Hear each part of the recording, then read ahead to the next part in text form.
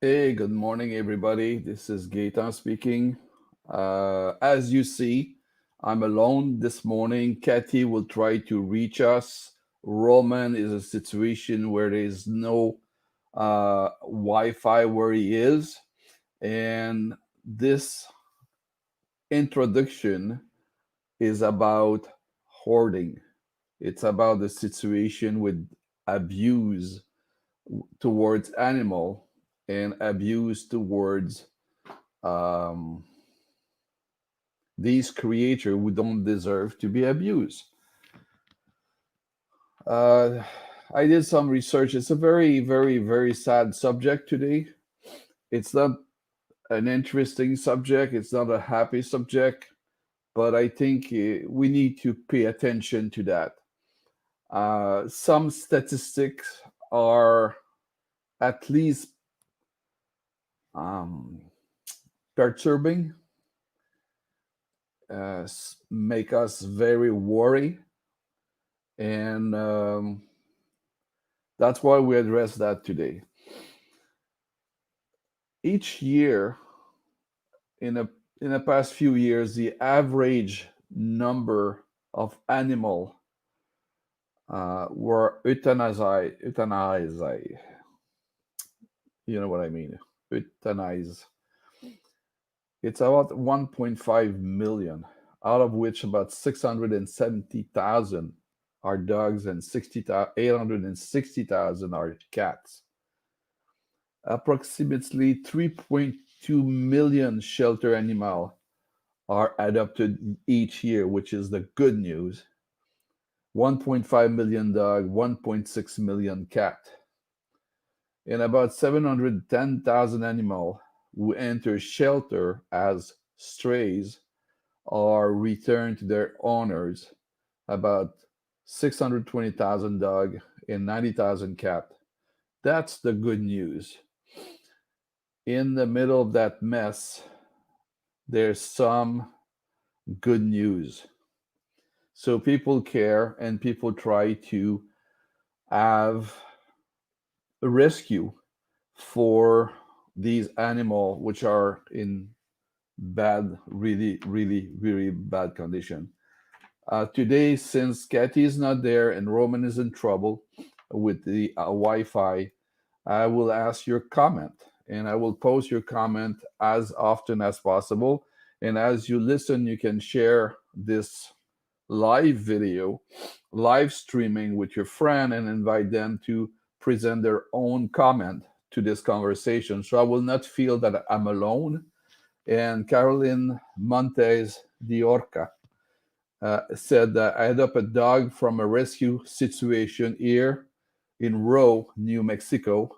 So glad to get her out of there. She's so sad that other have not been adopted yet. Fortunately, she's thriving. That's a good news. So there's hope as long as human consider other living being as their counterpart.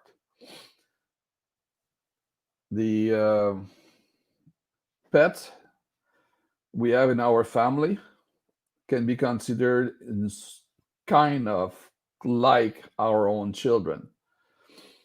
We should respect their life. We should try to do everything to maintain their life and make their life as positive as possible and enjoy the mutual relationship between our pet and our family and our friends. So we have Roman Gottfried send this comment, but I have Sarah Gibson who sent this comment. Sarah, thank you for contributing. My God, that's absolutely awful. Those poor dog. Thanks God they were rescued.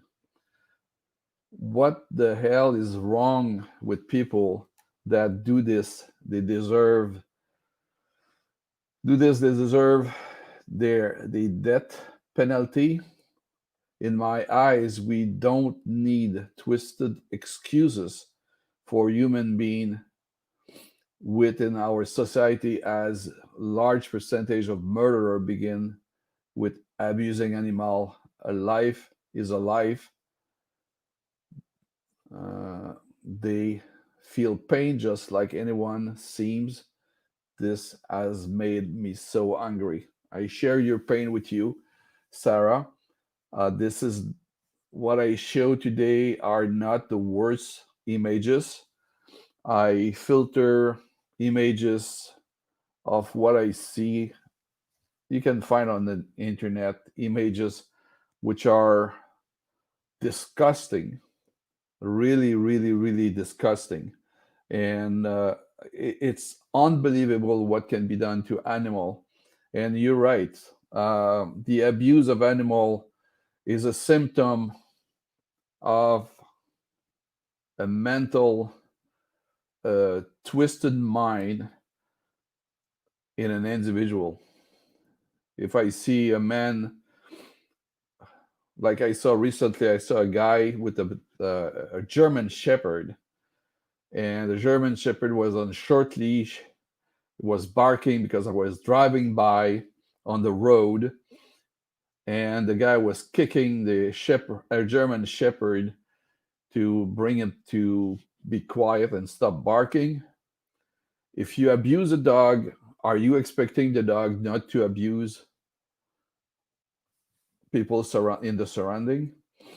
So the aggression of the German Shepherd when I was driving with my car at about 15 mile per hour in the residential area where there was children playing, and having this dog barking aggressively to me, to my car, while I was passing by, is a symptom. Then the violence that the dog received is passed to other people passing by, other stranger. It's a very, very sad. It's a chain reaction. Violence generate violence. Kindness generate kindness. And we have to decide at some point on which part of the equation we want to stand. If you have any more comment, that will be extremely helpful, um, because I'm hosting the show today. Kathy will try to reach us. She is in a meeting in New Mexico, and she's trying to get something done on to help dogs in the area where she moved. And we have a comment from Kim Ferrari. When they do clear the shelter event, what percentage of those animals adopted are returned to the shelter within a year? I know it's high, and that's is disturbing. I agree with you. Not everybody follow up or take the responsibility when the adopted animal. They say, "Oh, I cannot deal with that animal. I cannot stand it," and return it like an object. Oh, I bought this dress. I like it. It was very nice in the store, but the light in my house is not the same, so I returned it. It's an animal is not an object. It's a living being, and that's require responsibility. And my observation is, if you adopt a dog and or a cat and you don't have any experience or enough experience, don't be afraid to seek experience and seek training for both you, your dog, and yourself. If you attend a qualified training facility, like in the Naperville area in Illinois, there's a Narnia. You can check on the internet. They have the credential. They have the credential to train animal. They have the credential also to train you, because training an animal has nothing to do with the animal. That's all to do with the human handling the animal. So train your animal, train yourself, and you will have a better relationship, because you will have a better understanding of the relationship between you and the animal. Sarah has a new comment, and it said, "No animal is aggressive as a puppy. It's how disgusting human beings treat them. They destroy their soul, and and most only become aggressive due to the fear. I can imagine it's terrible. I have so much respect for a guy like you. Thank you for everything you're doing. It's very little what we're doing. Um, I have an example in my life. A friend of mine, she's a teacher in elementary school, and Duke, her dog, was having treatment, was suffering from cancer, and need attention during the day. And she called my wife, and my wife said, "No, no, no, no, no, not me, not me, not me. Gaetan would be better to do it." And this friend of ours, said kindly to Genevieve, "No, I want you to take care of Duke, and I will train you." And my wife, who used to be afraid of dog and go like, dog, and of course, when she was afraid of dog like that, dog come and try to befriend her. So our friend trained Genevieve. Genevieve get trained to take care of Duke, and I would say they became the best friend in few hours. And then for several months, she took care of Duke twice a day, and she took Duke in the middle of the day for a walk, and at the end of the afternoon for another walk, and she became very, very comfortable with the animal. So with a little bit of training, with a little bit of understanding the process and receiving coaching from people who knows about dog, who knows about how to interact with dog, who are qualified, not somebody who bought his title as a trainer from a box of Cracker Jack, which has no legitimacy to it.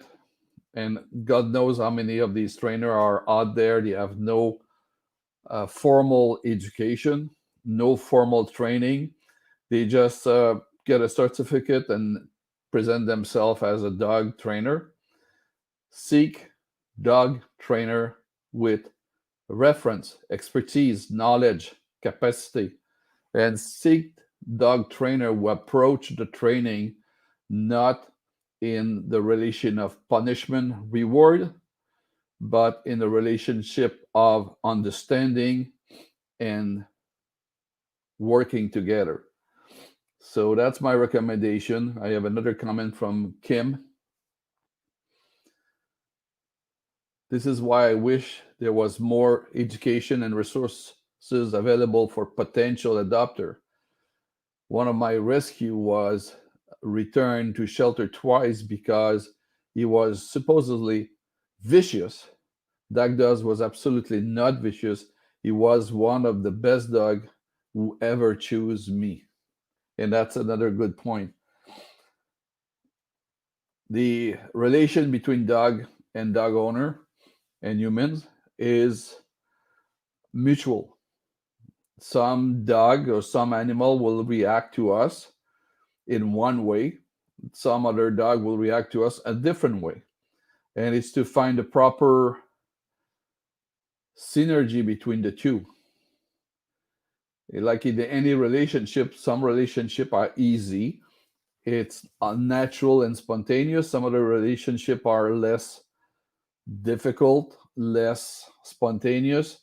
And then we have to find in the context what would be the best relationship, what would be our best connection between us and the animal we want to adopt and have on our house. So that's the topic for today. I have comments coming. My recommendation is education, understanding, paying attention. When I say understanding, it's not a matter of intellectual analyzing intellectually what the heck is this and what is going on and who's doing what and how it is, and I don't understand. My take on that is we need to pay attention to the dog and have the dog pay attention to us and see how the dynamic can be established between the two of us. And a dynamic which is established between a dog and human, I use the word companionship because this is the best word I can use in English to describe that. Many people have a dog because, well, I am a man. I have like a English Shepherd, and this is the kind of dog I have to have with me because this is the kind of dog which will make me look like powerful and blah blah blah. Blah. That's crap. Sorry, that's crap. You can have a Chihuahua and have as much of a good relationship than any other breed of dog. It's between you and the dog, how you interact and how you understand each other, how the dog understand your cues, and how you understand the dog's cue, response, reaction, reply to you. And this is how you can have a dialogue, and this is how you can have a companionship. You cannot be true. We have the opposite of the dominator guy. We want a German Shepherd or a Doberman because it's make him look beefy and authoritarian and dangerous. You have the other type, which is the guy which is running behind the Chihuahua because the Chihuahua is running the show. It's not a. It's need a balanced relationship between the two. We don't want a dog to drive your life. We want a dog to be a companion, and that's my suggestion, my recommendation, my take on this. And if you have any more comment, please send the comment. I will post that because I'm on myself, on my own today, due to extreme circumstances, technical circumstances. Roman is not there. Kathy is not here. Kathy is working to rescue dogs on a program to rescue dog, and she will be with us next week. So I would like to thank you for watching. Thank you for your patience today. I do my very best to host the show by myself. I'm not used to. I'm used to talk to an audience and people in the room like, "Hi, how you doing? Hi, George, how you doing?" Now I'm talking to a screen and I'm watching your comment on the right side, and Sarah sent me more comments so I can post that. Every little bit of help and awareness count. And if it wasn't for people like yourself that stand up to our society wrongdoing, these poor animals would continue to suffer daily. If I live your if I live near you, I'll work every day for free to care for these dogs and help in any way I can. I could my own dog. I could excuse me my way. I could my okay. I help any way I could. My own dog have all been rescued, and they are my family. And I swear that they talk to you with their eyes and face. You only ever have to look into the eyes of a dog to know how deep their soul really is. Where we have a Staffy. My comment: soul. The soul is for me. I A little bit of my background. I swim across a number of people of spiritual stature, and I get in contact with people with where the spiritual dimension is dominant in their life. And what I learned from them, from spiritual teaching, is the soul is a principle that give life and consciousness. So when the soul get into a body, the body is alive. An animal has a soul. I have a soul. Both soul have the same source. The animal, the soul of the animal is in a condition where the consciousness is more restrained in regard with this world. Our consciousness in the human body has a privilege to be able to grow to the spiritual dimension. And when you have a relationship between you and a living being like an animal, at the level of the consciousness, at the level of the soul, then the relationship is completely different than you have a relationship like authority, reward, punishment. This is not communicating. This is creating condition of fear and condition of joy if you behave the way I'm expecting you to behave. If there's a communication soul to soul, everything is different. And dog, many is example of dog reacting to the condition of the human around them, reacting to pain, illness, difficulties. The dog will come and alert or bring comfort, bring presence to a human. And sometimes the human don't even know what's going on with themselves, with their health. And the dog is there and feel it and responds to it. There's hundreds of examples, thousands of examples in the life of people like that. So when the relationships at a level of consciousness, that's the best relation possible. And on these words, our relationship with animals is based on compassion. Compassion is love in action. And if we have compassion for the animal, animal will have compassion for us and will answer to that compassion. If we have aggression to animals, animals will react to our aggression. So today, it was a special show. I appreciate all your comment to help me go through the show with you.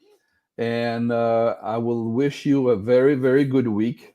I will wish you a very, very good relationship with your pet animal in your house, in your life, in your family. And I will say we'll see you each again next week. And hopefully Kathy will be back, and hopefully Roman will have the internet fixed, and we will be able to do like a great show again. So thank you for your attention. Thank you for your interest. Care for the animal, care for your pet, and care for other pets, and see the same living power in every living being, whatever it's a bird, an animal, a fish, a human. It's when we lose contact that what's animate us is the soul, and the soul is the power of God in ourself. I'm not taking about religion, I'm taking about spirituality. When we have a spiritual relationship with other living being, the difference is fantastic. You have it's a brand new world. So on these words, I have Sarah, last word from Sarah. Let me post it for you. Okay, thank you for the compliment. Um,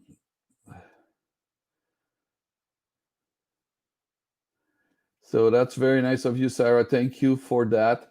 And on these word of wisdom, thank you, Sarah. Thank you for the audience. And I will say farewell. We'll see you next week. And Kathy and Roman will be with us. Be well, everybody. Enjoy life. Have love for everybody, and everybody will have love for you. Thank you. Bye bye.